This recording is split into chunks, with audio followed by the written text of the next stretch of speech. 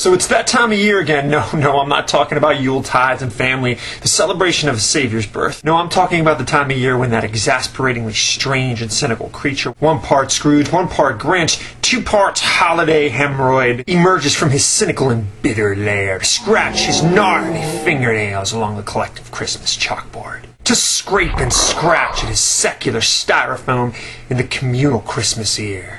You all know him. He pushes stories of charity and brotherly love off the front pages of our newspapers, with woeful secular seething of dreadful things like public Christmas trees and religious wreaths and the tyrannical treachery of a Merry Christmas sign. Oh, the horror.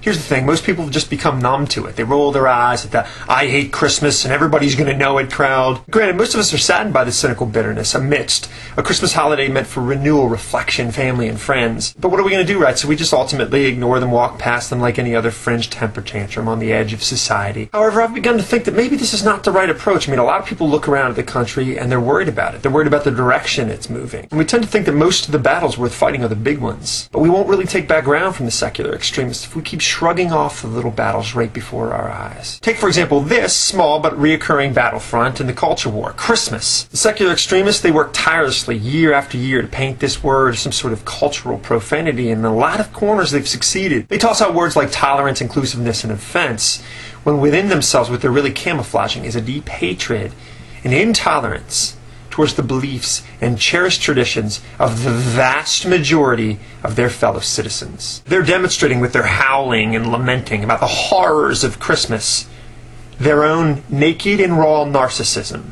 I mean, because let's be honest, if you're truly offended by Christmas, you're unwell.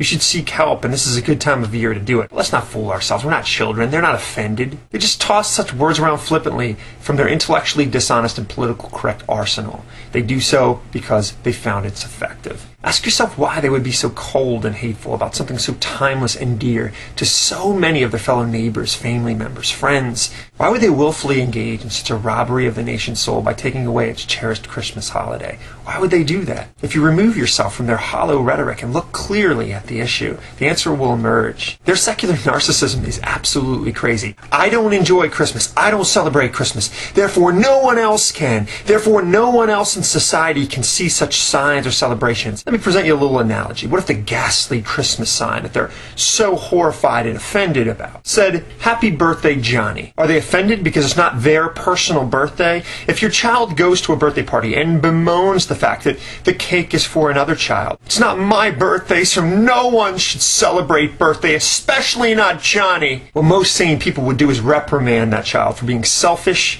and self-absorbed. And what the secular extremists among us need is to be put over society's knee and spanked. Let's expose some of their nonsense. Let's deal with some of their common excuses, shall we? I'm offended. I'm offended. I see a Christmas sign and I'm offended.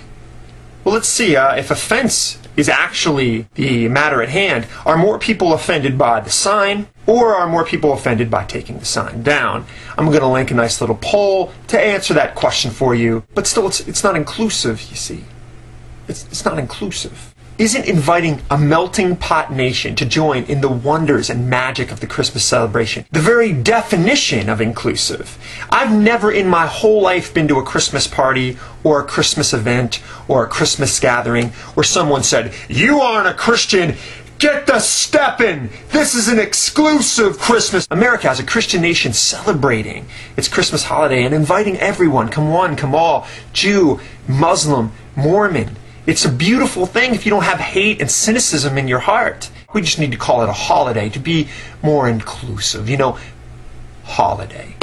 Of course, then to be really inclusive, shouldn't we just keep the whole thing kosher and not eat pork or shellfish, because a lot of people can't eat that? And then to be really, really inclusive, we should refrain from drinking any caffeinated beverages because some people can't do that. And then to be really, really, really inclusive, we should double back and not even call it a holiday as to not offend Jehovah's Witnesses because, see, they don't celebrate holidays. But then to be really, really, really, really inclusive, maybe we should just not even call it a party, you know what I mean? Because some people are in mourning. So apparently, to be really, really, really, really, really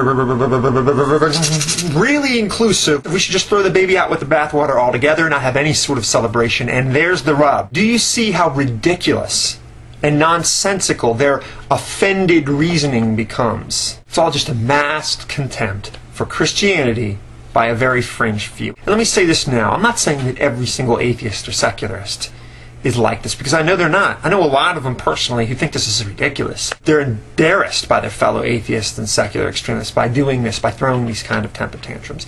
But it's become a real issue in our society. Everyone hears about it all the time. Fight back, peacefully and gracefully, of course, but fight back. And by that I mean open your mouth. Call out their duplicitous nonsense when you hear it.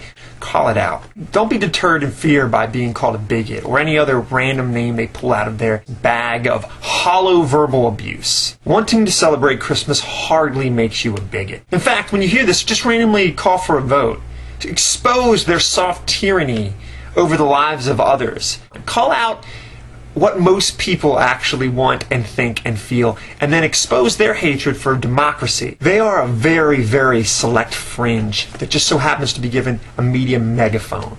And after hearing all their pomp and flair and their rhetoric, remind them who really is tolerant among us. After all, many conservative Christians don't really like the message and meaning of Halloween, but the vast, vast majority don't only tolerate it, but allow their children to walk side by side and enjoy in the fun and the traditions that our culture enjoys from that holiday. As usual, when the secular smoke screen has cleared with a little clarity, we find that, as with most secular extremist claims, it's all projection. Christians are far more tolerant of things that they fundamentally disagree with than their secular extremist counterparts. Unless the majority is engaged in some sort of evil, the fringe minority should respect the majority's will and traditions, especially in this particular area. If the atheistic and secular extremist fringe can't abide the name Christmas, that's entirely their narcissistic problem, especially when there's offenses and complaints or just masking self-satisfaction and hatred. And as a side note to Christians, this is a time where we need to be expressing ourselves as Christians. Instead of complaining to the store owner about not having the right sign, be kind to the person checking you out. Instead of complaining about not having enough nativity scenes in public, put a nativity scene on your own lawn. If every Christian did that, we'd have tons of nativity scenes. And ultimately, instead of complaining that there are not enough Christmas trees, the God who created all Christmas trees and all trees for that matter came to earth to save sins. Despite all our differences and all our quarrels, I want to wish every one of you a Merry Christmas. I love this time of year. Enjoy your family. Enjoy the self-reflection. Enjoy the spiritual reflection. You only have a certain amount of days on this earth, and these times are extra special. So, Merry Christmas.